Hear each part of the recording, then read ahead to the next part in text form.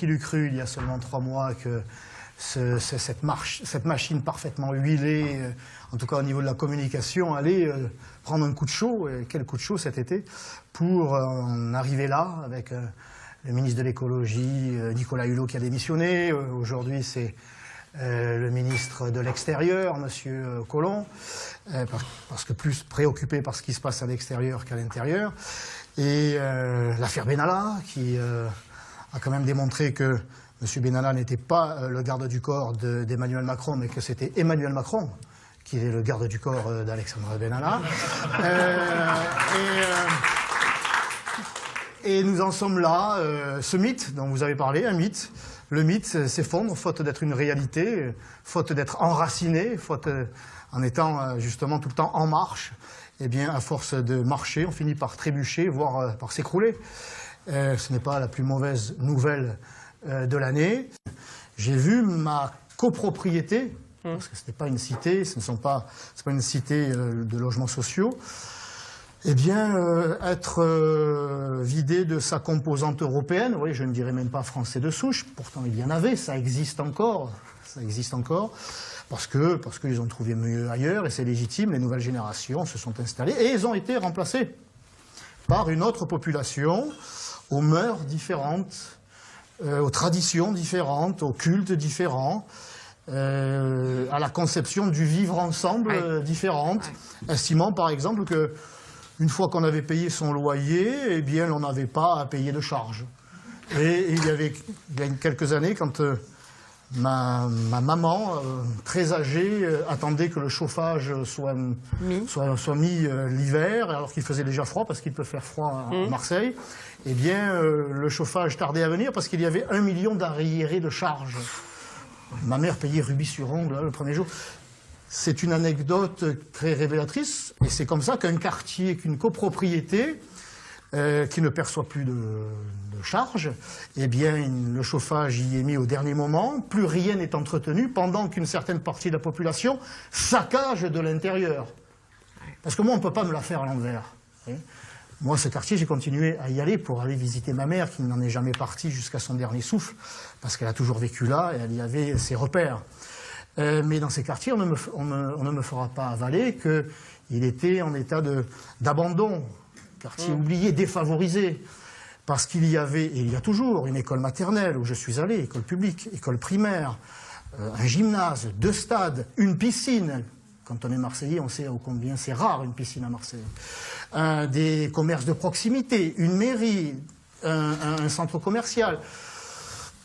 Il y avait tout pour que les habitants de cette copropriété puissent, eh bien, ma foi, avoir une vie normale, même agréable.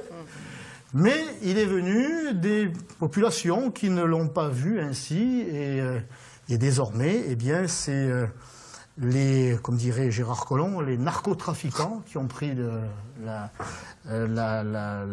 copropriété d'assaut face à un laxisme des pouvoirs publics. Tout ça fait qu'aujourd'hui, dans cette copropriété, la vie, j'allais dire, est devenue, le quotidien est devenu invivable. Alors, vous avez vu les choix politiques. On vous a parlé de la chute du mur de Berlin, bien sûr, les scores du Front National, l'affaire des foulards islamiques. Quelle est l'actualité qui vous a le plus marqué à cette époque-là, bien sûr? Ça ne vous étonnera pas, c'est le foulard islamique. Cela a été rapporté dans votre sujet. Que de chemin parcouru par ce foulard en quelques années, finalement. À Creil, on a retrouvé Redouane ces jours-ci, d'ailleurs. Oui, et pour en arriver à ce que M. Redouane, comment s'appelle-t-il déjà? Faïd. Voilà, se serve non plus du voile, mais de la burqa. Qui circulait en burqa. On est passé de 2 élèves au collège de Creil qui portaient ce foulard à la burqa, le niqab, dans nos rues, sur la plage, etc. Quelle descente, quelle glissade au nom de la liberté individuelle. L'on est en train de perdre les nôtres, et en particulier celle des femmes. Et heureusement qu'il y a le Rassemblement national pour défendre pas la cause féminine, mais les libertés en général, qui passent aussi par la liberté d'être une femme en France. j'ai déposé au Sénat la demande d'une création d'une commission d'enquête parlementaire pour faire la lumière sur les agissements de ces prétendues ONG en Méditerranée, telle l'association SOS Méditerranée, qui avec ce fameux bateau l'Aquarius participe au trafic d'êtres humains, qui a rapporté l'année dernière, je crois, près de 6 milliards d'euros à cette mafia, et qui, dans un deuxième temps, et je vous avouerai que c'est celui-là qui m'intéresse le plus, participe à la déferlante migratoire dans notre pays, qui prend aujourd'hui des allures d'immigration de remplacement. Il y a d'autres exemples. Allez, je vais essayer de faire bref. Quelques semaines après mon élection à la mairie des 13e et 14e arrondissements, je participe à une grande réunion sur la rénovation urbaine du quartier dit du Vieux Moulin à Marseille, dans le 14e arrondissement, à quelques mètres de la mairie de secteur. Il y a là le préfet de région, la préfète déléguée à l'égalité des chances. Mon Dieu. Ils sont venus, ils sont tous là.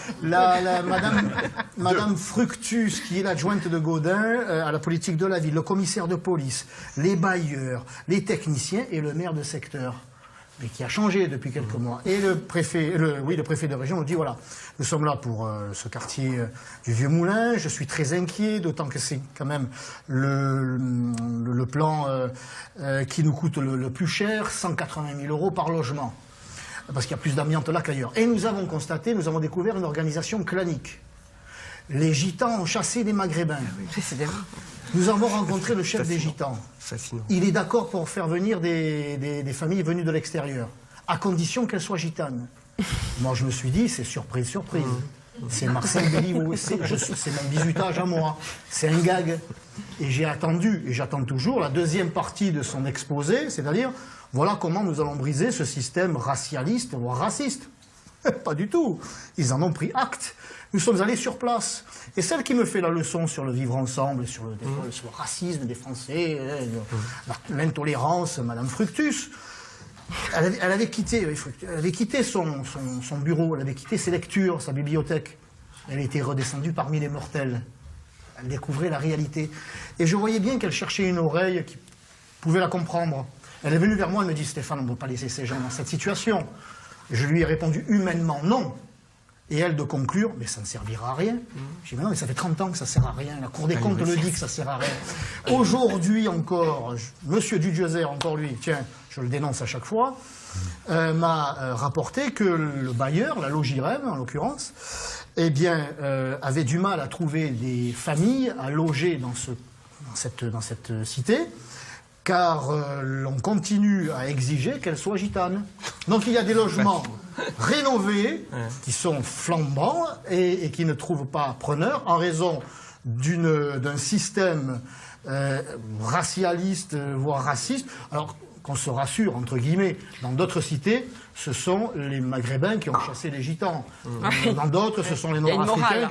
Voilà, c'est complètement communautarisé. Et quand Macron remonte les bretelles... Ethniquement privatisé. Oui, mais là, je vais vous en raconter une. Allons-y.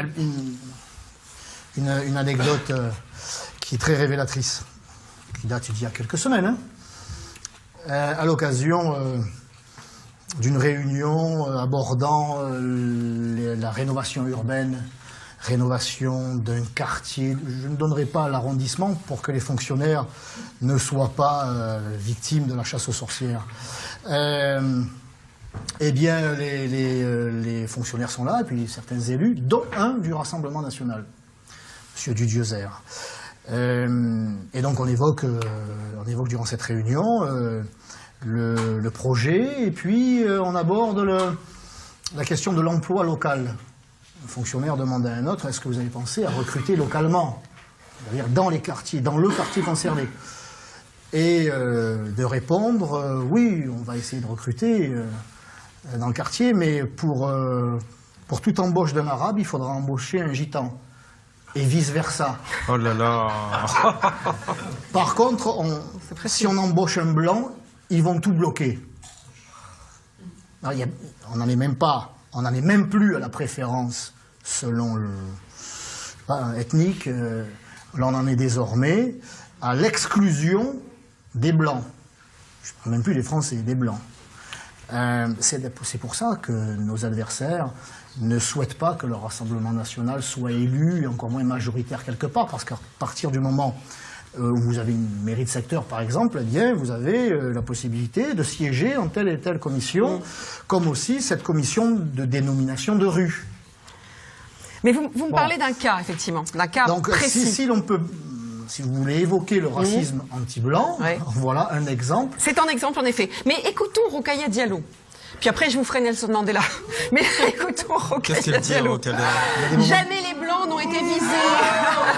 Il y a des moments difficiles dans la vie d'un responsable politique. Jamais les Blancs n'ont été visés en tant que groupe blanc par des politiques oppressives au profit de minorités non blanches et du seul fait de leur couleur. Chez les personnes blanches, il n'existe pas de sentiment collectif d'oppression. En fait, il y a des actes racistes isolés. Mais pour qu'il y ait racisme, il faudrait que cela soit un phénomène systémique et institutionnalisé. On n'y est pas, là encore. Ouais, mais ça, c'est de la masturbation de pseudo-intellos de gauche qui veulent complexifier la chose, qui veulent à tout prix la nier. Il y a une institutionnalisation du déni du racisme anti-blanc. D'accord. Par tous les moyens, on essaie, par des processus pseudo-intellos, écoutez, moi, encore une fois, je sais ce que je vis, je sais ce que je vois. Mais c'est toujours important de donner des exemples. Je sais ce que j'entends. Et ça, c'est du racisme anti-blanc. Alors comment on le qualifie ensuite dans quel cas il faut le ranger chez les cerveaux d'intello? Je veux dire, ça m'intéresse pas, ça. Moi, ce que je sais, c'est qu'il y a une compatriotes, et quelquefois des étrangers, mais qui ont manifestement la mauvaise couleur de peau lorsqu'ils se trouvent devant certains individus ou groupes d'individus, et qui sont qualifiés de sales blancs, de sales français. Dans les réunions, on apprend que, eh bien, si vous êtes blanc, vous ne serez pas embauché. C'est à Marseille, c'est en France. C'est des exemples aujourd'hui. Ouais, ça, c'est du concret. Après, quand la construction idéologique, je laisse ça à Mme Rokhaya Diallo, qui se ridiculise un peu plus. Et l'action menée par L214 est plutôt positive, car les conditions dans lesquelles les animaux, en tout cas dans certains abattoirs, sont élevés, tout simplement inacceptables. Mais bon, ça, c'est encore une fois, c'est la conséquence de cet ultralibéralisme, de ce productivisme, de cette volonté de toujours engranger davantage de bénéfices et qui conduit à des situations, encore une fois, qui soulèvent le cœur. Ça, c'est une chose. Et il faut le montrer. Que cela conduise à des dérives, à des actions violentes, dirigées toujours contre les mêmes, d'ailleurs. Contre les mêmes bouchers. C'est-à-dire que c'est...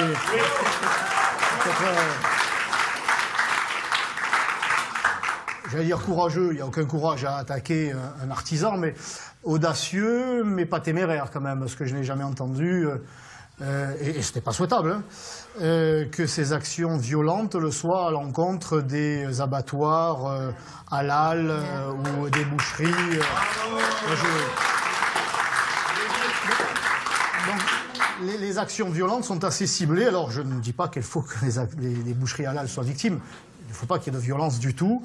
Mais c'est encore une fois ces artisans qui travaillent 12 heures par jour dans des conditions extrêmement difficiles pour joindre les deux bouts, qui sont les victimes d'agissements d'extrémistes. Écoutez, s'ils veulent picorer des graines, c'est leur affaire. Moi, chacun mange ce qu'il veut, mais qu'ils nous laissent continuer, si nous le souhaitons, à manger de la viande. C'est vrai, avec à condition que ces animaux soient élevés et abattus dans des conditions quand même que ce siècle exige. On juge une société ou une civilisation aussi à la manière dont elle traite ses animaux. Et en particulier, mais aussi l'élevage des animaux. Je vais laisser la parole à nos sociétaires.